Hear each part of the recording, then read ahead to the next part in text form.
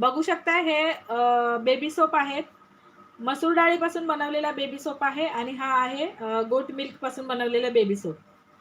तुम्हाला जो baby soap हवा असेल तो तुम्ही घेऊ शकताय. फ्रॅग्रन्स पण खूप छान आहे बेबी सोपचा.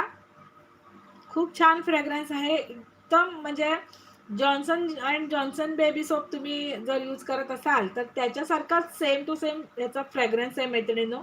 पण हा पूर्णपणे आयुर्वेदिक सोप आहे. पूर्णपणे आयुर्वेदिक सोप आहे. याच्यामध्ये कुठलेही केमिकल यूज केले गेले नाहीये.